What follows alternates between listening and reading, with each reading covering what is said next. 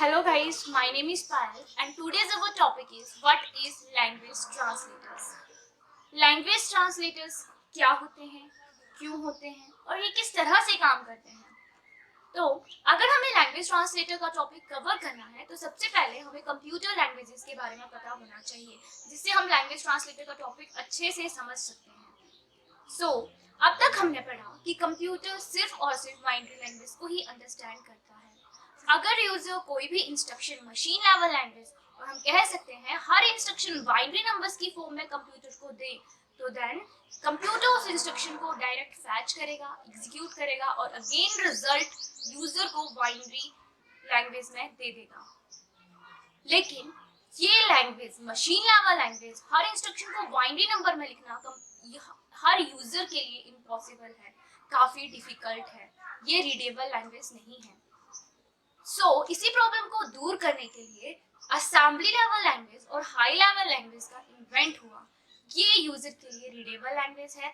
High level language user की friendly language है और assembly level language as compare to machine level language easy है. अब user हर इंस्ट्रक्शन कंप्यूटर को असेंबली लेवल लैंग्वेज और हाई लेवल लैंग्वेज में देता है. तो यूजर की लैंग्वेज कौन सी है? हाई लेवल लैंग्वेज और machine level language. But computer की कौन सी है? बाइनरी नंबर्स की लैंग्वेज. अब कंप्यूटर ना यूजर की लैंग्वेज समझ सकता ना यूजर कंप्यूटर की लैंग्वेज समझ सकता. तो इसीलिए हमें यहाँ पे एक ऐसे डिवाइस की जरूरत पड़ी जो कि मेरी लैंग्वेज को ट्रांसलेट करके कंप्यूटर को दे और कंप्यूटर जब रिजल्ट देगा तो उसकी लैंग्वेज को मेरी लैंग्वेज में ट्रांसलेट करके मुझे दे. इससे दोनों का काम आसान हो जाएगा. तो उसी डिवाइस को हम बोलते हैं ट्रांसलेटर्स. हम यहाँ पे एक एग्जांपल लेते हैं. अगर मुझे जापानीज पर्सन से बात करनी है, जापानीज की लैंग्वेज मुझे नहीं आती और जापानीज को मेरी हिंदी लैंग्वेज नहीं आती, तो मुझे एक थर्ड पर्सन की जरूरत पड़ेगी जिसको जापानीज लैंग्वेज भी आती है और जापानीज और जिसको हिंदी लैंग्वेज भी आती है, जो मेरी लैंग्वेज उसको ट्रांसलेट करके दे जापानीज लैंग्वेज में और जापानीज की लैंग्वेज मुझे ट्रांसलेट करके दे हिंदी लैंग्वेज में. तो इसी तरह ट्रांसलेटर एक थर्ड डिवाइस की तरह काम करता है. तो ट्रांसलेटर्स को हम एक्सप्लेन करते हैं. Translator is a device which is used to convert the program written in the high level language and assembly level language into the machine level language and vice versa. Vice versa mean reverse process भी चलता है. So translators क्या है? जो source code को convert करता है destination code में. सोर्स कोड मीन्स यूजर ने जो भी सोर्स कोड लिखा असेंबली लेवल लैंग्वेज में या हाई लेवल लैंग्वेज में, ट्रांसलेटर उसको कन्वर्ट करेगा मशीन लेवल लैंग्वेज में.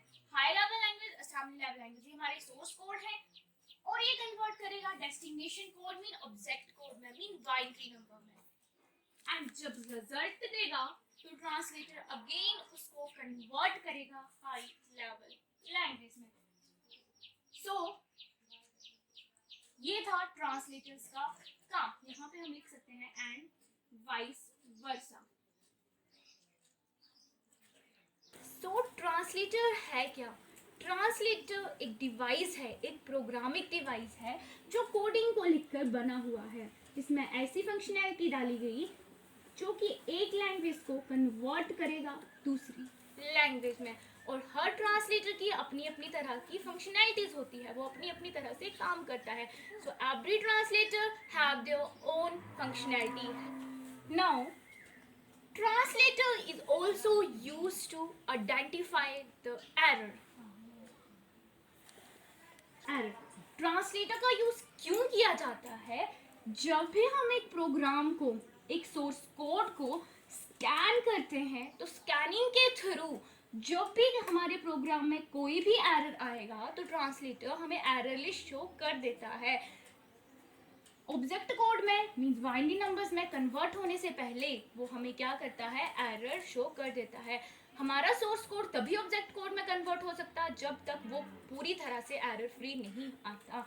तो ट्रांसलेटर क्या करेगा? हमें एरर्स बता देगा, एरर की लिस्ट शो करता है. ये हम ये कभी खुद एरर ठीक नहीं करेगा, एरर तो हमें ही ठीक करने पड़ेंगे, लेकिन ये हमें क्या कर देता है, एरर बता देता है। ये क्या था, ट्रांसलेटर था। आई होप ट्रांसलेटर का टॉपिक आपको, ट्रांसलेटर के बारे में आपको समझ आ गया हो, ट्रांसलेटर्स क्या होते हैं, जो कि एक लैंग्वेज से दूसरी लैंग्वेज को कन्वर्ट करते हैं, और ये भी समझ आ गया कि इसका यूज़ क्यों करते हैं। ठीक है।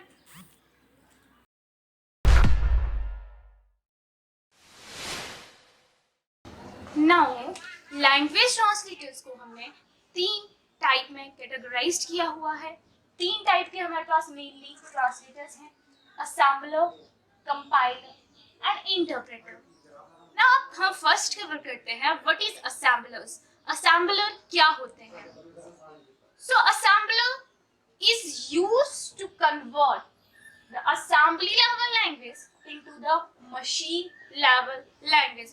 जो भी हमने source code assembly level language में लिखा हुआ है, असेंबलर क्या करेगा, उसे मशीन लेवल लैंग्वेज में कन्वर्ट करेगा।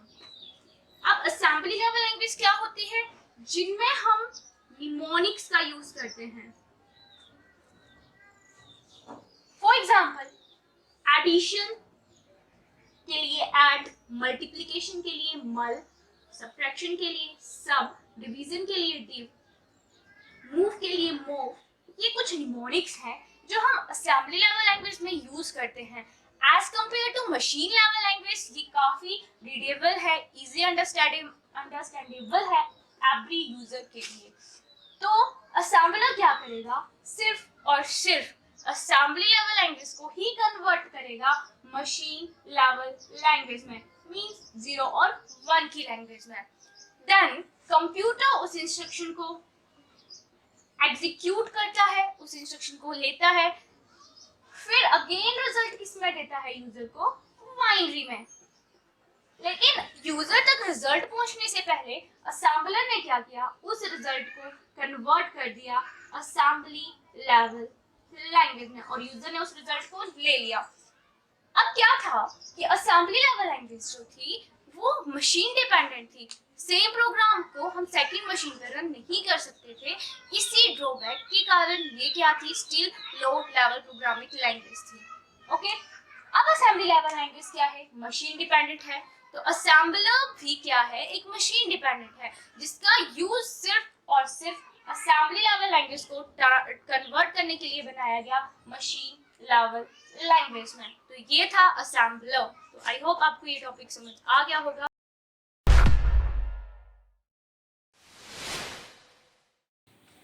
कंपाइलर और इंटरप्रेटर। कंपाइलर और इंटरप्रेटर दोनों क्या करते हैं? जो भी source code high level language में लिखा हुआ है उसको कन्वर्ट करेगा ये मशीन लेवल लैंग्वेज में, और अगेन जब रिजल्ट मशीन लेवल लैंग्वेज में मिलता है वो उसको कन्वर्ट करेगा असेंबली लेवल लैंग्वेज में। अब हाई लेवल लैंग्वेज हमें पता है कौन सी होती है? सी, C++, जावा, पाइथन, PHP, ये सारी क्या है? हाई लेवल लैंग्वेज है। कंपाइलर और इंटरप्रेटर का काम यही है, ये हाई लेवल लैंग्वेज को कन्वर्ट करता है मशीन लेवल लैंग्वेज में, और मशीन लेवल लैंग्वेज को कन्वर्ट करता है हाई लेवल लैंग्वेज में। तो हम इस तरह से एक्सप्लेन कर सकते हैं, compiler and interpreter both are used to translate the program written in the high level language into the machine level language, and vice versa, means reverse process भी हो रही है। बट अब इनमें डिफरेंस क्या है? दोनों का काम एक ही है, लेकिन इनमें इनके जो काम करने का तरीका है वो अलग अलग है। तो वो क्या है? फॉर एग्जांपल, कंपाइलर ने कोई भी सोर्स कोड लिखा हाई लेवल लैंग्वेज में, कंपाइलर क्या करता है? उसको ऑब्जेक्ट कोड में कन्वर्ट करता है। अब कंपाइलर क्या करेगा?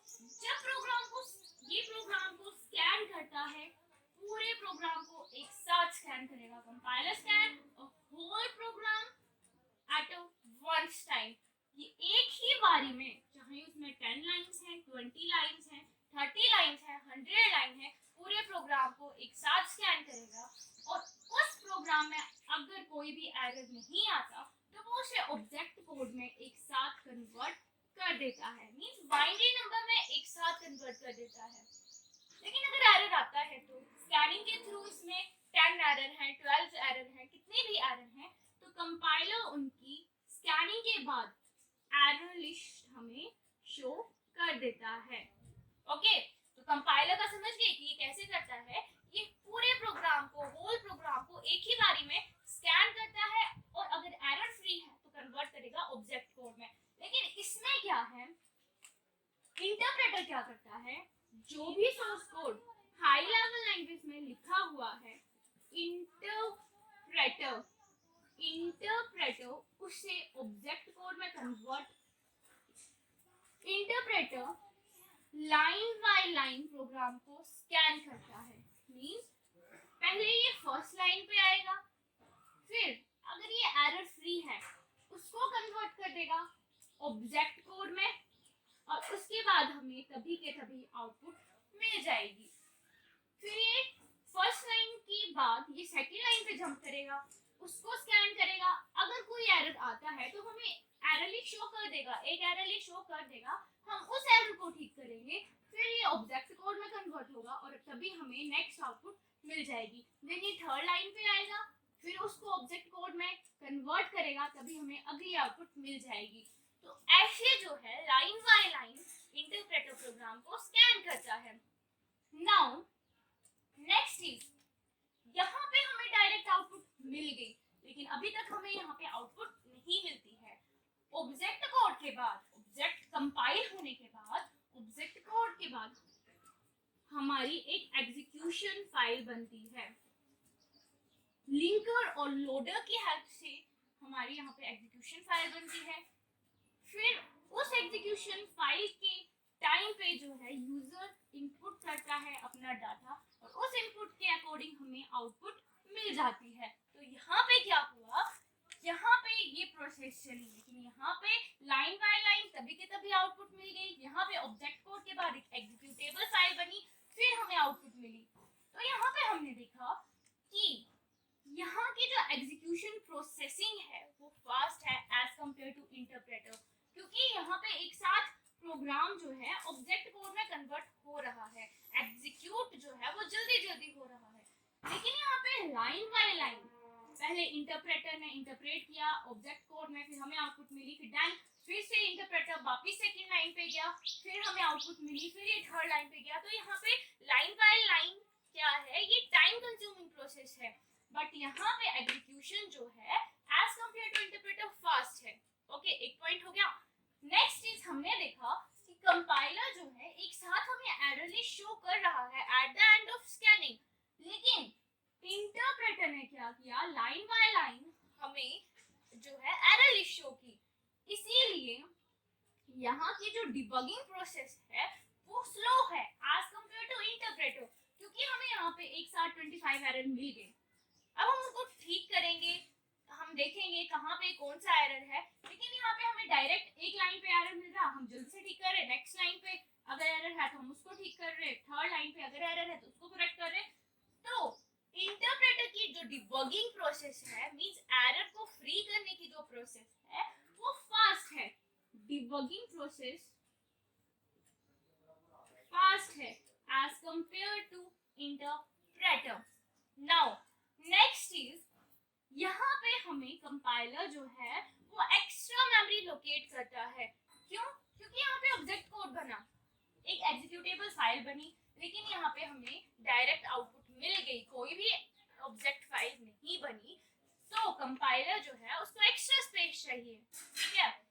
नाउ कंपाइलर में क्या होता है, एग्जीक्यूशन के टाइम पे डाटा लिया जाता है यूजर पे, ठीक है। जब प्रोग्राम ऑब्जेक्ट कोड से एग्जीक्यूशन फाइल में कन्वर्ट होता है तब डाटा लिया जाता है। लेकिन इंटरप्रेटर में क्या होता, जब हमारा सोर्स कोड इंटरप्रेट होता है तो साथ ही साथ डाटा को लिया जाता है, मींस इंटरप्रेटिंग के टाइम पे डाटा लिया जाता है।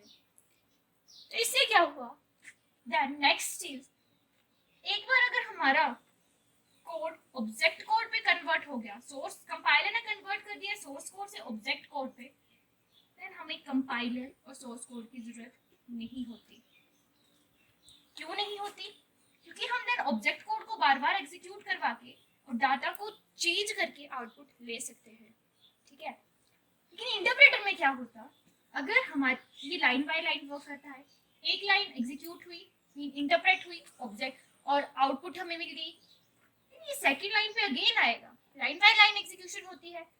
फिर हमें इंटरप्रेटर की जरूरत पड़ेगी और सोर्स कोड की भी जरूरत पड़ेगी, क्योंकि फिर से आउटपुट देगा। देन अगेन थर्ड लाइन पे आएगा, इस सोर्स कोड को इंटरप्रेटर इंटरप्रेट करेगा, आउटपुट देगा। फिर अगेन एंड अगेन ये प्रोसेसिंग चलती रहेगी। तो इंटरप्रेटर की जरूरत हमें हर बार पड़ रही है, सोर्स कोड की जरूरत भी यहाँ पे हमें हर बार पड़ रही है। लेकिन कंपाइलर में ऐसा नहीं होता। अगर इसने एक बार कन्वर्ट कर दिया, क्योंकि ये पूरे सोर्स कोड को एक ही बारी में कन्वर्ट कर देता है ऑब्जेक्ट कोड पे। यहाँ पे ऑब्जेक्ट कोड नहीं बनता, यहाँ पे हमें डायरेक्ट आउटपुट मिलती है, और यहाँ पे फाइल नहीं बनती। ठीक है, नेक्स्ट इज, जब भी कंपाइलर के केस में यहाँ पे 4 तरह की फाइल्स बनती है। लाइक एक जो यूजर ने सोर्स कोड लिखा, उसकी बनेगी .c और .cpp फाइल, ये फाइल बनती है। एंड जब कंपाइलर ने उसको ऑब्जेक्ट कोड पे कन्वर्ट किया, तो उसकी .obj फाइल बनेगी। उसके बाद ऑब्जेक्ट कोड के बाद हमारा कोड जब एग्जीक्यूट होता है, तो .exe नाम की फाइल बनेगी। 3 फाइलें होगी। लास्ट फाइल बनती है .backup फाइल। करप्ट हो जाता है तो हम उसकी हेल्प से अपना डाटा वापस ले सकते हैं। अब नेक्स्ट चीज, यूजर के लिए सिर्फ और सिर्फ सोर्स फाइल ही रीडेबल है, सिर्फ वो इसी को अंडरस्टैंड कर सकता। Object file, executable file and backup file user के लिए रीडेबल नहीं है, इसको वो रीड नहीं कर सकता। तो ये था कंपाइलर में। नाउ नेक्स्ट इज, कंपाइलर का यूज कहाँ होता है? C++ और C# लैंग्वेज में, इनमें हम कंपाइलर का यूज करते हैं। इंटरप्रेटर का यूज कहाँ पे करते हैं? जावा, पाइथन, पर्ल, PHP, ये कुछ लैंग्वेजेस हैं जिनमें हम इंटरप्रेटर का यूज करते हैं। तो ये था कंपाइलर क्या होते हैं, इंटरप्रेटर क्या होते हैं, उनमें डिफरेंस क्या क्या होते हैं।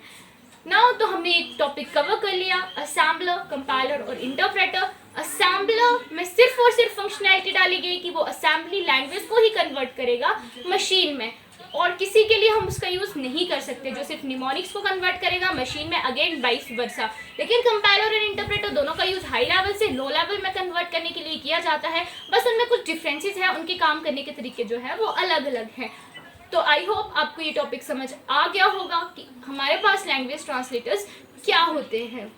सो अगर कोई प्रॉब्लम आती है तो प्लीज़ कमेंट बॉक्स पे कमेंट करिए और बताएं। मैं आई होप मैं नेक्स्ट वीडियो पे उस टॉपिक को क्लियर करूँगी। So thank you.